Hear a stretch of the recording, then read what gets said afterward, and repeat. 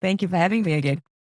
So we got a lot of kickback after our last talk on the Rumba walk. Oh no.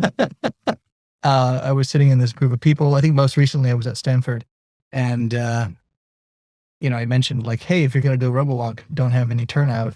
And everyone, from the most beginner person to like the most advanced person on the team, they've worked with other coaches, and they're like, how can that be? And everyone gets up at this restaurant and starts doing Rumba walk with turnout and all this stuff. And I said, you have to listen to this.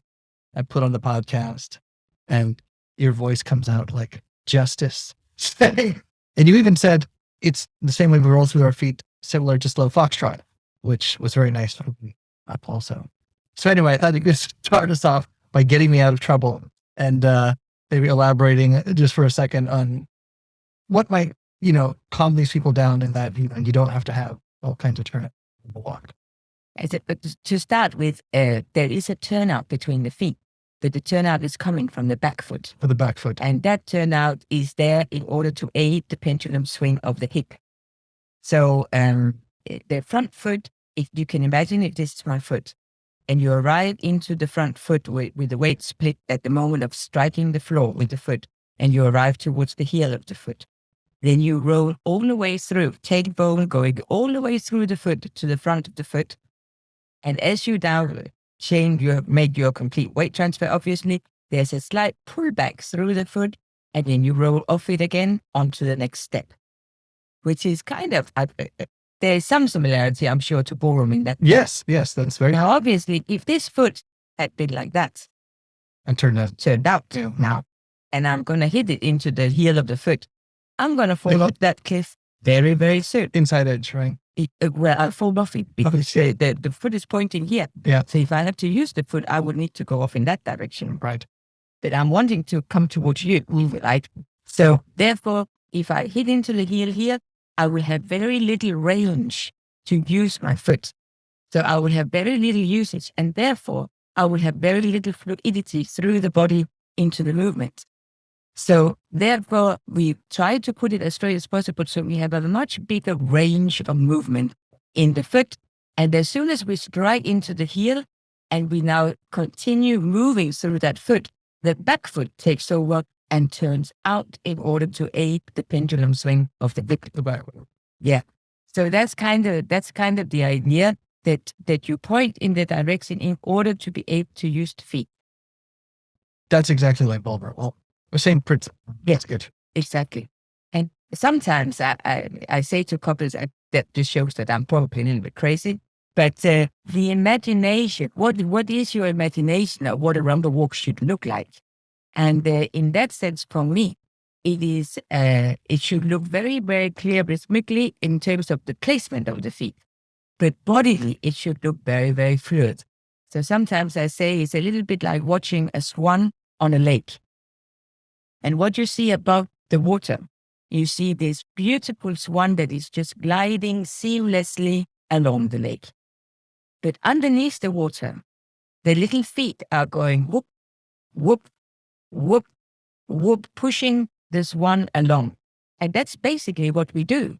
We go whoop, whoop, whoop, whoop in the lower part through our feet, but the upper part has got one beautiful fluid movement.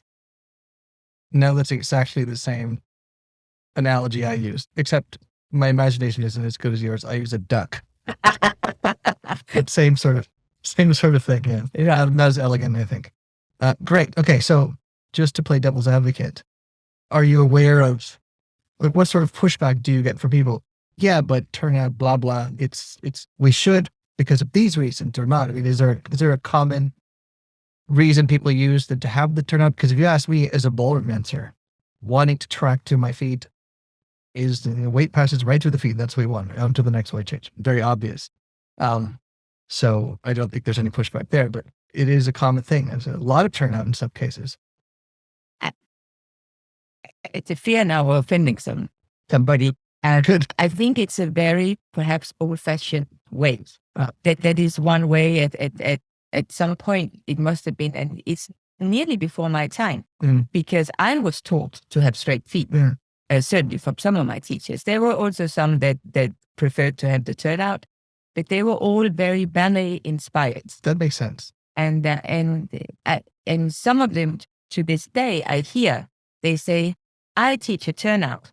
I know it's wrong, but I just like it because I like ballet." Mm. And so fair enough if this is what you like. But ballet is very static. It's not Cuban. There's no body movement so as such. So for me, it's a completely different thing, ballet. And they don't need a discernible way change to a partner. No. Right. No. So it can just be. Yeah. Yeah. So that's one of the reasons that I've heard. Other people have just said, well, it just looks better. It looks better. Right? And this is no reason for me. This is not a reason I can accept. It has to be functional. It has to be that there is a way that it works all the way up through the body. It's not a personal opinion of what looks good or looks bad. Because they may think it looks better. I may think it looks worse. Do you know what I mean? It's such an individual way. Yeah. It's form over function for you, or function over form for you. I mean, or that the function is informing what the form should be. Yes, and the beauty is there because of how it functions, not for the sake of a pretty glossy picture.